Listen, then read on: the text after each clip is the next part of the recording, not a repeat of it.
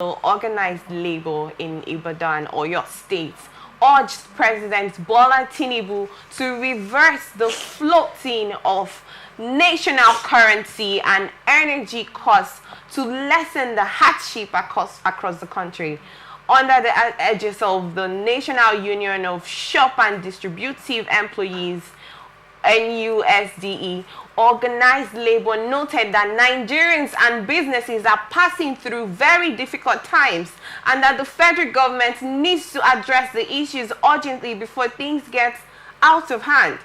President of NUSDE, Amunu Mebo Towon, who spoke while addressing guests and members of the union at the 6th Quadrennial and 13th National Delegate Conference of the NUSD in Ibadan, Oyo State, said Nigerian workers and businesses in the country are facing difficult times because of some of the policies implemented by the government. The cost of energy is provocatively high, and this has affected production, service, and workers' welfare negatively. Due to cost of production, services and living living are very high, and then the purchasing power of the vast majority. Many Nigerians have been forced into poverty and even destitution. Many factories cannot sell their products, and this has led to the collapse of many companies, with its attendants losing jobs. NUSDE is calling on President Tinubu to reduce energy costs by ending all anti-people policies of deregulation and hikes in petroleum products and electricity tariffs.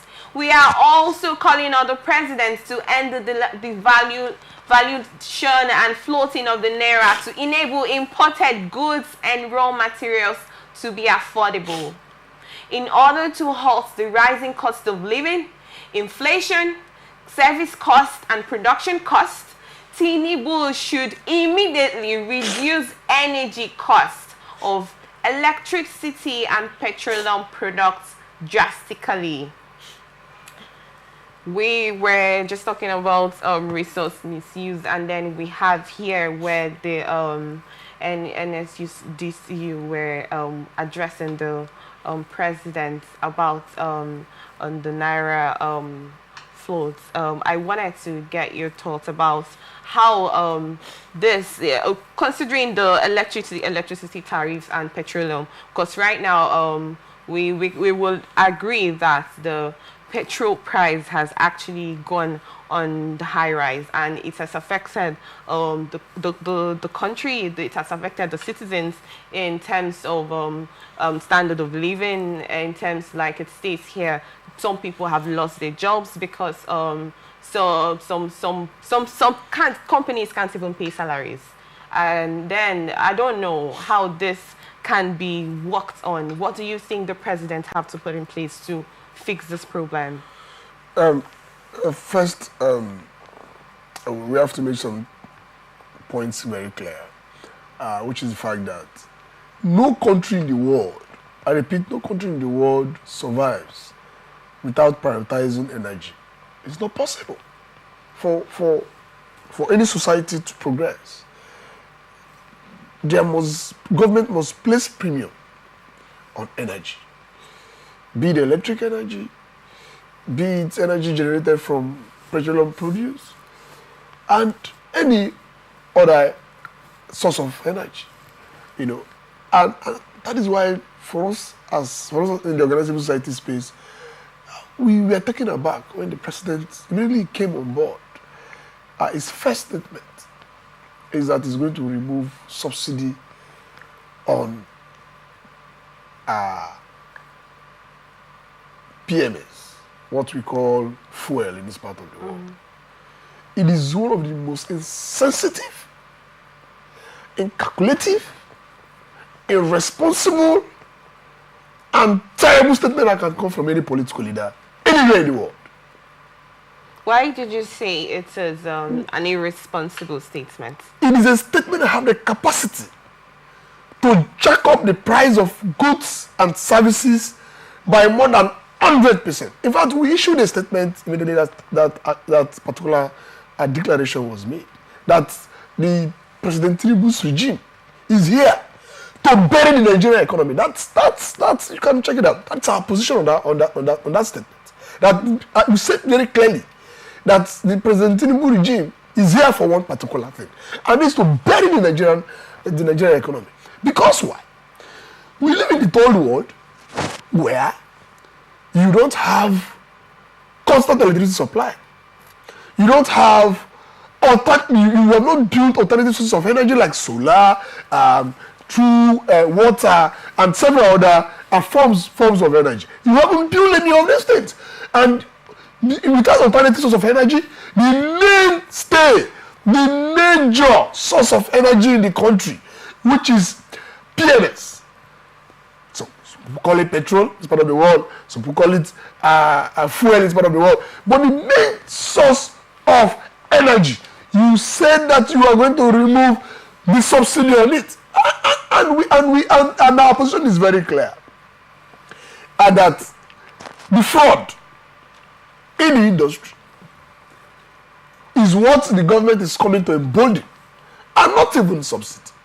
You had the statement credited to petroleum marketers very recently.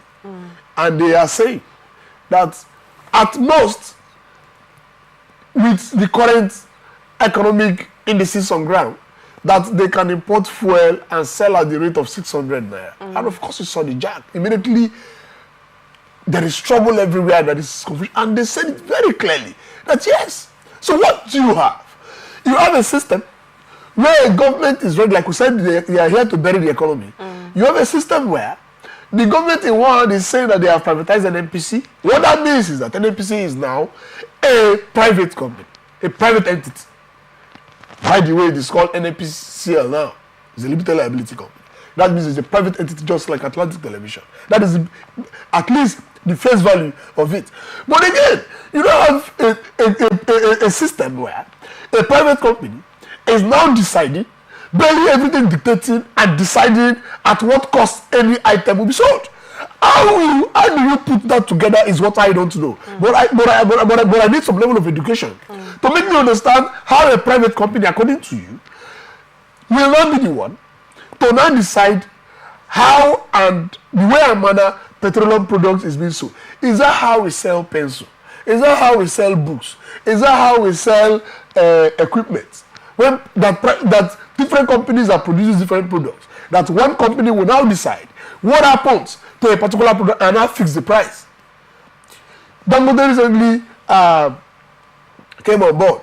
After the back and forth, we have our issues with Dangote, and we know, of course, we have accusing severally of being part of our problem. That is the topic for another day. But the point is that they issued a statement. And what was the statement? They said that, they are going to sell at any price that the NNPCL is going to decide. And one begins to wonder, how do you relate with that? Your competitor will I decide for you? We have said here that nationalize the sector. Government should be in charge of the sector. And for God's sake, begin to internally here produce petroleum products. That is our argument. Why do you think they have not come to their realization, to the conclusion to internalize the locally made PMS? Simple. Corruption. That's why I said irresponsibility, corruption, lack of the will. And most importantly, and you can put me on record, is the fact that most of these things are even World Bank and IMF policies. We have said very clearly here that we cannot continue to be run by policies of the World Bank and policies of the International Monetary Fund. They don't represent our interests. They cannot become policies all over the world. They can't. We have said that our government should be independent. Our government should be able to decide based on the physical policy and reality of our economy and decide what should happen, and not to come and take templates from IMF and World Bank and to tell us that subsidy must be removed. Who told? See, you can go and do our findings all over the world. Energy is subsidized all over the world. Please, I'm sorry. So what is different here? I'm sorry to cut you short. The President of the Federal Republic of Nigeria, Bola Tinubu, said he said that the subsidy removal was to our own benefits. It was an act to curtail the economy crisis. Well, and now we're seeing that this is not really what it seems to be, and I don't know I get your point and I understand your analysis, but what do you think that should be the right form? Because it's affecting the masses badly as it stands. What do you think should be the right form to take to curtail this whole situation? Simple. Our government that is telling us that we should not tie our belts should stop spending money on frivolities like PJ, private jets for president, official yacht boats for president, and all manner of frivolous spending. Like you have just mentioned here, a state governor is spending money on unproductive airport and several other unnecessary frivolity, buying of a 2024 and 2025 version of exotic cars, and they should begin to use this money to invest in our refineries and make them to work. That is the starting point. Renationalize the sector. Then, of course, allow private players. Don't get yourself involved in Dangote's company. It is a private company. If Dangote wants to be involved in the sector, allow him. Give him license. Give him, tell him the tax to pay. And let him, on his own invest. But government should use our resources. First of all, stop investing in frivolities. I have told those who care to listen that our problem is not just the problem of our revenue generation. It is more of revenue distribution. What do I mean? What I mean is that, assuming that in Nigeria, as a government, we are able to generate 10 naira, the problem is not whether the 10 naira is too small or too big. No, that's the problem. The problem is, how is that 10 naira distributed? So you now have a situation whereby a father is telling his children, oh, there is no money, you can't go to school, oh, there is no money, there is problem, oh. You understand? The same father is seen carrying young women to hotels. The same father is seen spending money on beer parlor. He spends money on frivolities, he drives exotic cars, and yet he's telling his wife and children there is no money in the house. That is what the Nigerian government is doing. And we have to stop that nonsense. First, we take it seriously. You cannot relate. If any minister comes to Ozoba, for instance, or comes into Rivers State, for instance, the kind of entourage, the kind of manpower in terms of security, the kind of exotic cars they will be coming with does not correlate with a government that is telling us that there is no money. First, you have to see into those who we have elected into governance that yes, there is no money. You cannot be at the slightest of opportunity. You see them in Europe living A-class lives. The same people are not telling us there is no money. You can't do that. So first of all, government should invest heavily in government. See, you cannot tell me that you want to be a governor, you want to be a president, you want to be in government, but you cannot do government business. No, you can't do that. If you want to be in the private sector, leave government and go and be in the private sector. You cannot be in government and practically everything you do in government, you give it out to the private sector. You want to, there is no, how many of our ministries can do road? Why would you have the Ministry of Works and the ministry cannot do roads? And if it is a mega road, you want to contract it out to Super A, Super B company. It's a different thing. Dual carriage road, big roads. But our Ministry of Works should be able to do small internal roads. Small roads that connect small cities together. Our Ministry of Works in the different states, our Ministry of Works in the local government areas should have the capacity to do a small road, passion of food and all that. You cannot be in government and be telling me that you want to start doing almost everything you do is you push it to the private sector. So first is that our government, like I've said, should stop living flamboyantly, reduce the cost of governance drastically, free up money, and begin to invest these resources in state-owned businesses and state-owned companies. Chief among them, especially in the issues of energy, is the issue of our refineries.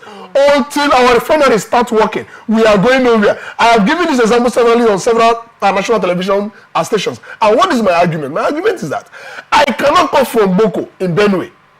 I have yam, and I'll be importing pounded yam. It is the height of madness. That is the only explanation for the rubbish we are doing in the oil and gas sector as far as Nigeria is concerned. I understand your analysis and where you are coming from, but I would plead that you watch certain words that are used on air. You know, I understand that, yes, we are trying to speak for the masses, you know, and we're trying to plead to the President of the Federal Republic of Nigeria to understand our plight.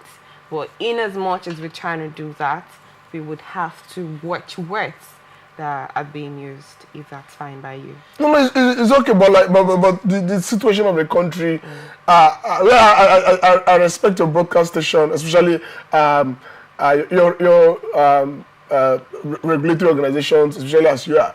But where we are now in this country, I think it's time we begin to tell our truth to power. If we must be taken seriously. Thank you. In as much as we are going through difficult times, we believe that Nigeria will be a better place, and we plead that those in power will do things necessary to make sure that everything is in the right direction. But